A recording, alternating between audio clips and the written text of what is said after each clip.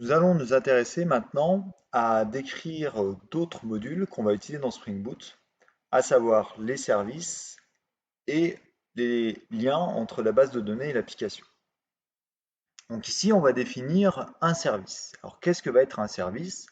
Ça va être un bin, c'est-à-dire un objet Java particulier qui va être géré par le serveur Spring Boot lui-même.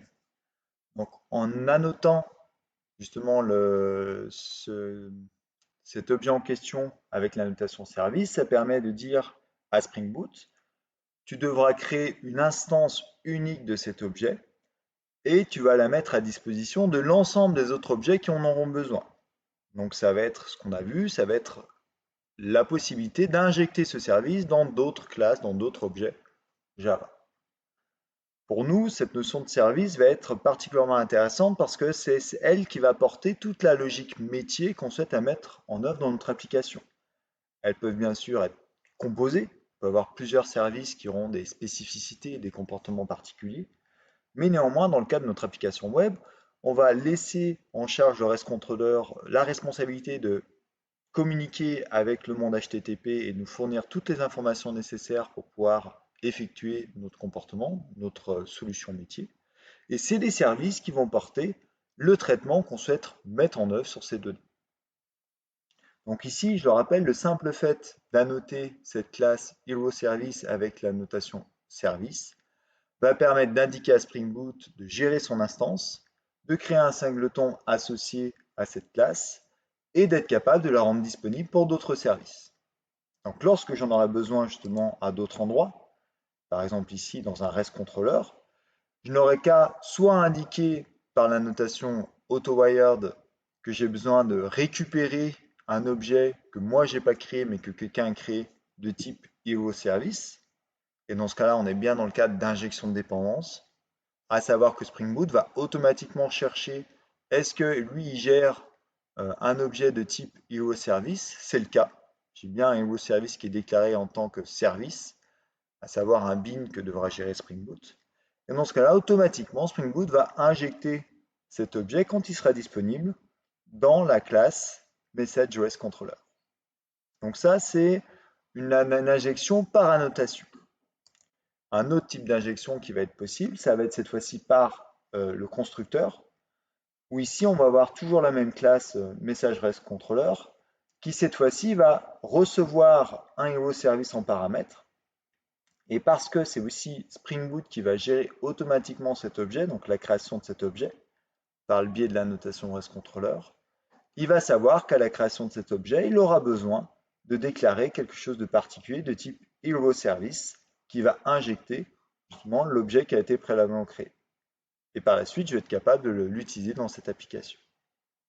Donc on a deux méthodes, soit une méthode par annotation, donc ça c'est plutôt ce qui était utilisé avant avec notamment l'autowire, soit une méthode justement par constructeur, ce qui est la méthode justement à privilégier à l'heure actuelle.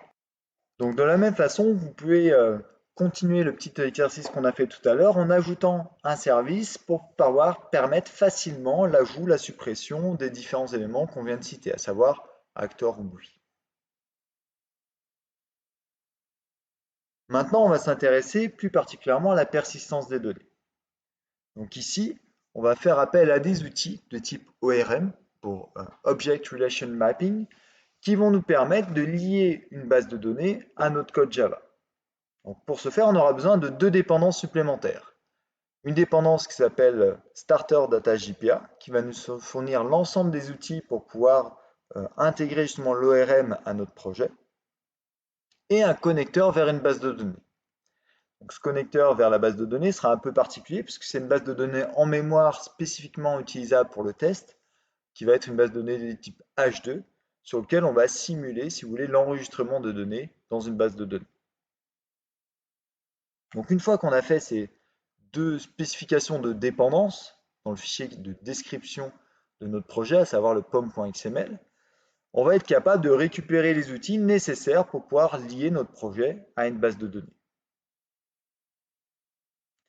Une fois cette étape réalisée, la première chose à faire, ça va être créer le réceptacle qui va représenter les objets présents dans notre base de données. Donc ici, pour indiquer qu'on aura un objet particulier qui reflète des données dans notre base de données, on va utiliser la notation entity qui va informer le serveur que cet objet sera un objet particulier qui va être capable de recevoir des éléments de la base de données d'un côté, mais également de pousser des éléments dans la base de données de l'autre. Donc la notation entity permet d'indiquer que c'est une classe de type persistance qui va être transmise à JPA pour pouvoir à la fois être enregistrée dans la base de données ou recevoir des données de la base de données. Ensuite, je vous ai mis les annotations les plus usuelles pour le JPA, avec notamment @id qui va indiquer la clé primaire relative de notre objet, d'accord? Et on indique également que cette clé primaire sera générée de façon automatique. Donc pour simplifier, notre classe hero, ici qui est indiquée par une annotation entity, @entity, va refléter une table dans la base de données hero qui aura pour clé primaire id. Une fois qu'on va définir ces objets pour l'ensemble des éléments qui constituent le modèle de notre base de données, on va être capable d'utiliser un outil supplémentaire pour interagir avec cette base de données. Donc, dans le monde de Spring Boot, on appelle ça des repositories. Donc ces repositories ont pour rôle d'assurer le principe de DAO, pour Data Access Object, en surchargeant des méthodes qui sont déjà disponibles. Donc lorsqu'on va vouloir interagir avec notre base de données, on va pouvoir définir une interface qui va étendre quelque chose de déjà créé qui s'appelle un CRUD repository.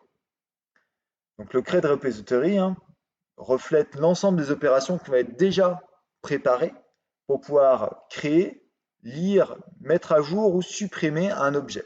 Et de quel objet on va parler? C'est ce qu'on va indiquer justement entre chevrons à notre extension CRUD repository. Ici, on indique qu'il faudra gérer des objets ou des tables de type hero qui ont pour clé primaire un integer. Donc juste en définissant ces éléments, lors de la compilation, Spring Boot va être capable de reprendre cette interface et de nous créer une instance qui va permettre l'ensemble des opérations de création, de lecture, de mise à jour et de suppression des objets de type hero ayant pour ID un integer. On est également capable d'enrichir cette interaction avec la base de données, toujours en respectant une convention. Ici, par exemple, en respectant la convention de dire find by plus le nom d'un attribut avec une majuscule, ça va permettre d'informer Spring Boot de créer automatiquement les fonctions qui vont me permettre de rechercher tous les objets de type hero dans la base de données par nom.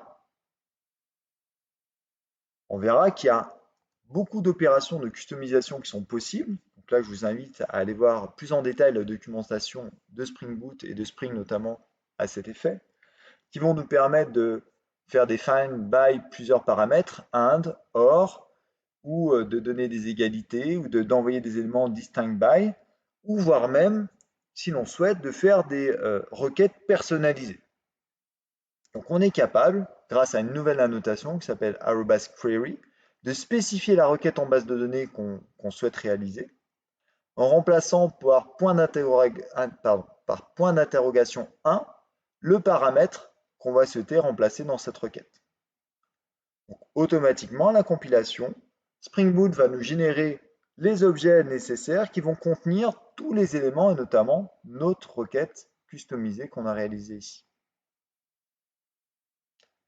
Une fois qu'on a mis en place nos entités qui reflètent ce qu'on aura en base de données, défini nos repositories qui vont nous servir de Data Access Object, de DAO, il va falloir renseigner des derniers éléments de configuration de notre application Spring Boot. Donc pour ce faire, on va aller chercher dans /main/resource le fichier application.properties qui va contenir toute la configuration nécessaire à notre application Spring Boot.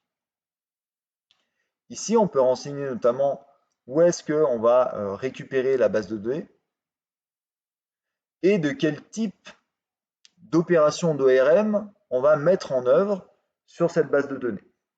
Donc on peut dire qu'on va créer à partir de ce qu'on a côté Java automatiquement la base de données, ou je dis bien ou, j'ai mis les deux valides, mais c'est soit l'un, soit l'autre, ou de dire qu'on va prendre en compte la base de données existante et on va la valider par rapport aux éléments que nous, on a configurés dans notre application.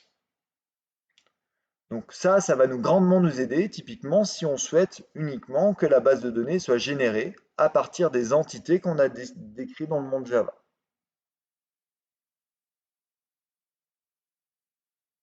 Comment est-ce qu'on va du coup utiliser ces entités et ces repositories? On va se mettre dans le cadre, on va définir un service qui va effectuer toutes les opérations métiers dans le service Hero Service. On va injecter les dépendances qui nous intéressent, soit par constructeur, soit par annotation. Donc ici, on injecte le DAO, à savoir le Hero Repository qu'on a fait au préalable, et on va être capable de l'utiliser avec les méthodes qui sont prédéfinies, en étendant les méthodes CRUD Repository, en utilisant directement notre objet entité. Ici, je suis capable de sauver un objet en base de données Hero, parce que ce Hero est de type entité, et parce que derrière, mon repository étant le CRUD Repository de Spring Boot. De même pour les autres opérations.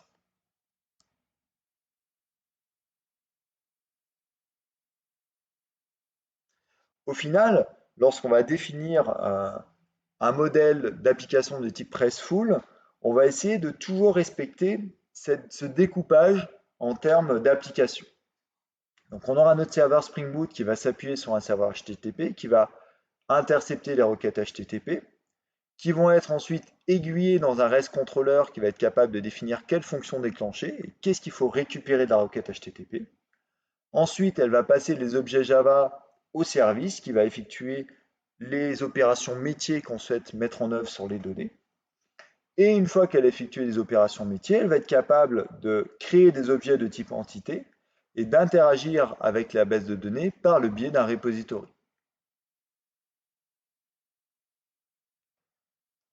Donc je le rappelle, première opération, par exemple, on va faire un HTTP GET Hero qui va être intercepté par l'HTTP server et réaiguillé vers le REST controller de Hero REST controller.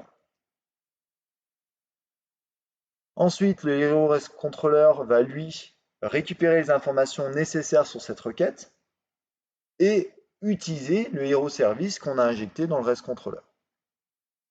Le Hero Service, lui, va par exemple appeler la méthode findAll de Hero Repository.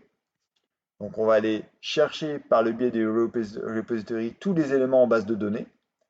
Donc Hero Repository va faire appel à la base de données et retourner au service les informations, qui lui-même va retourner les informations au REST controller, qui lui-même va renvoyer la liste des heroes disponibles en base de données. Je vous invite à finir l'ensemble des opérations qu'on a vues par le biais du projet fil rouge Acteur Movie, en cette fois-ci modifiant un petit peu les modèles en entités pour faire en sorte qu'on puisse mettre en œuvre de la persistance et des repositories associés à la fois aux acteurs et à la fois aux movies.